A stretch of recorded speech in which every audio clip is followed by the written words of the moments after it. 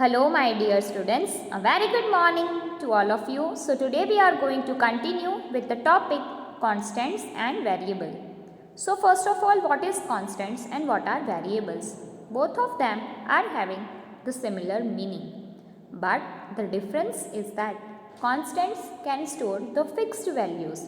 It means the values which are stored in the constants cannot be changed. It will be fixed.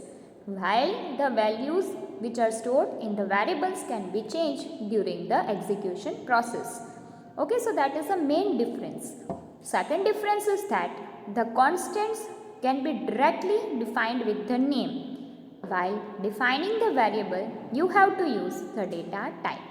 Okay, so you can store the constants values like 39, 123, the name like New Delhi, Maharashtra, Mumbai, and the variable's name can be declared as X, Y, student name, roll number, surname. Okay, so that are the differences between the constants and the variables. Now let us move towards the description.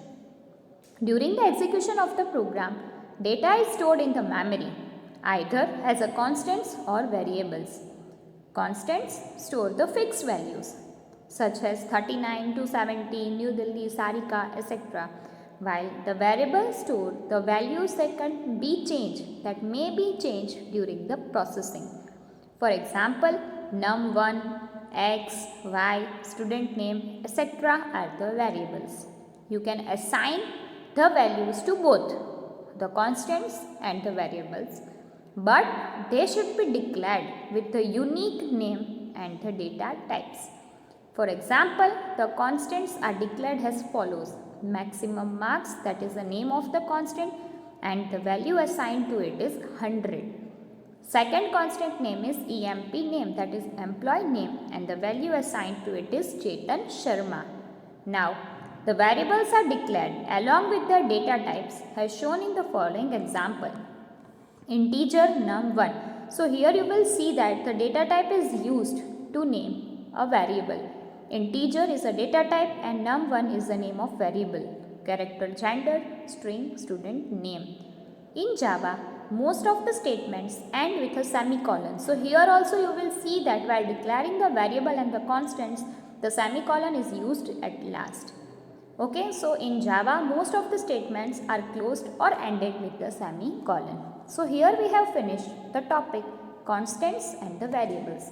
Now let us move to the next topic, that is classes and methods in Java. A Java program is written using classes and methods. A program begins with a class declared as public with the class name as shown below. Public class message. So the name of the class is message. The class begins and ends with the curly brackets. The methods are defined inside the class body with the following syntax: access specifier, that is public, private; return type, that is the name, void or integer; then method name, the name of the method, and in bracket the list of arguments, where access specifiers defines whether the access is public or private. Return type defines the data type of the value returned by the method. It can be integer, it can be void. The method name specifies the name of the method and the argument list specifies the various arguments. For example, a main method is declared as follows: public, static, void, main, string args. The most important classes, objects and methods used in Java programming are as follows. First is system class. The class contains all the methods that are required to run a Java program.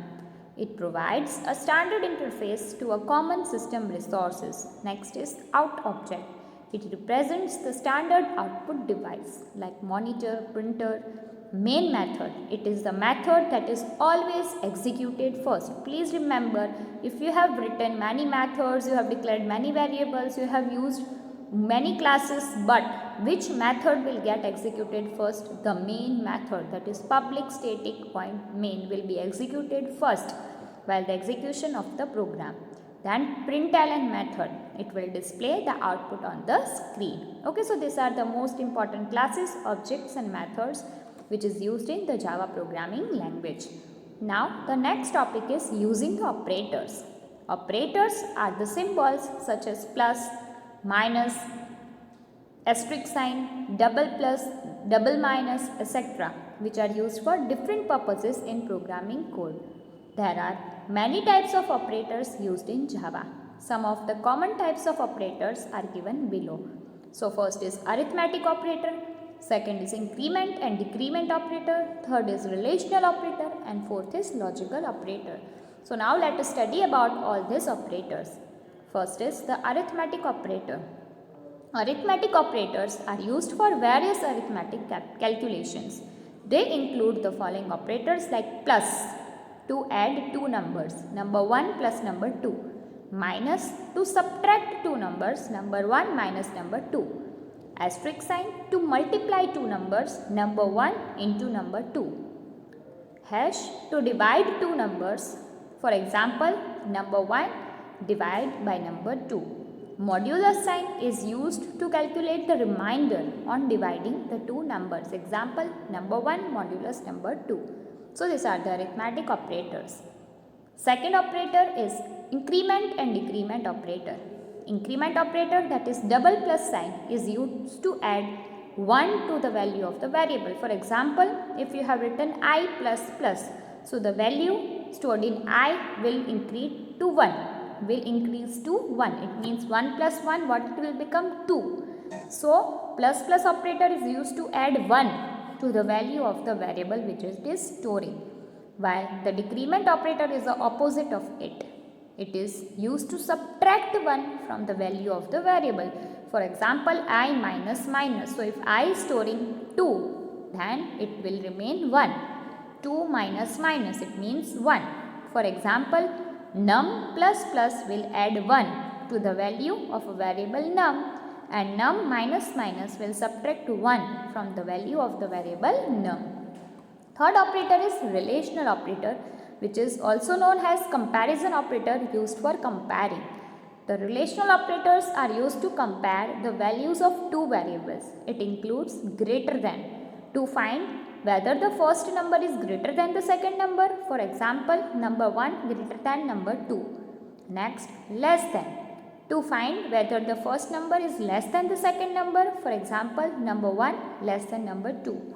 Double equal to, which is used to find whether the two numbers are equal. For example, number 1 equal number 2.